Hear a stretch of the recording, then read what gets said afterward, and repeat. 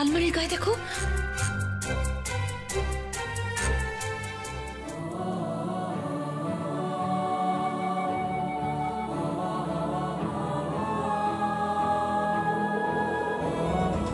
রুমি, রুমি, ভূতু, ভূতু দেখ, ভূতু।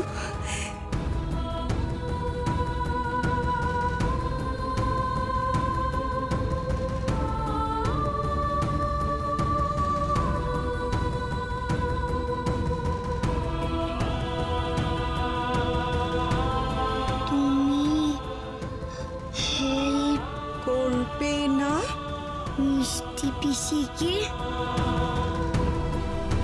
রুমি, ভূতু, ভূতু, রুমি।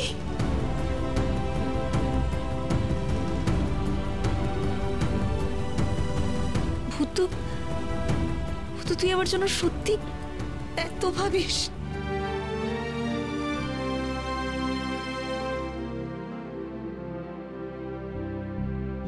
মিষ্টি পিসি কিন্তু না, মা বলেছে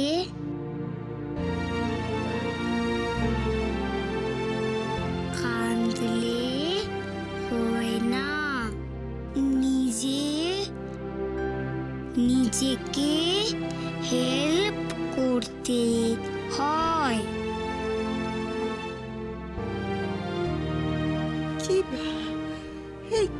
কি লিখছে রে ভূতু? নিজেই নিজেকে হেল্প করতে হয়? হ্যাঁ যে মা বলতো যে তোমাকেই বলতে হবে, খবরদার।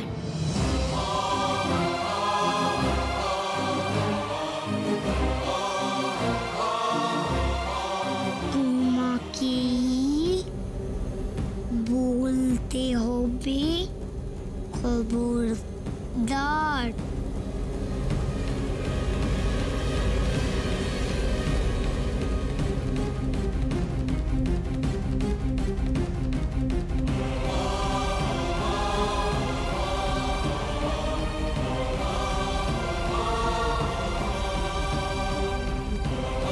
তোমাকে বলতে হবে, খবরদার।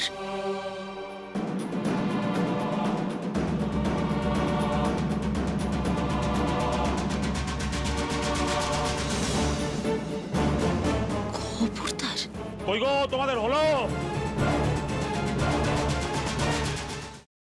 আমি এই সব কিছু বন্ধ করতে পারি, কিন্তু একটা শর্তে। তোমাকে আর দুর্গাকে আমাকে ছুঁয়ে কথা দিতে হবে, এর সাথে তোমরা কোনো যোগাযোগ আর রাখবে না। শোনো, আমরা এখনো তোমার মতন এতটা পাথর হয়ে যায়নি। তোমাকে ছুঁয়ে আমি এত বড় কথাটা, এটাই আমার শেষ কথা তোমাকে। দাদা ভাই, পুতুলটা না দিয়ে এসেছি। আস্তে, একেবারে বজরংবলী আন্টির হাতে দিয়েছো তো? না, আমরা তো দরজা দিয়ে গড়িয়ে দিয়েছি। ঘরে তো ঠাম্মু ছিল, তাই ঢুকতে পারিনি। মা ঘরে ছিল? এ বাবা, যদি মার হাতে পড়ে তাহলে তো মুশকিল। ওনার কোনো সর্দারজির সাথে পরিচয় ছিল? সর্দারজি? না। ঠিক আছে, আমি তাও বলবো আপনারা একটু ঠান্ডা মাথায় ভাবুন। আসলে আমার জানাটা খুব দরকার। আমি তাহলে আসি, কিছু মনে পড়লে আমাকে অবশ্যই জানাবেন। আচ্ছা।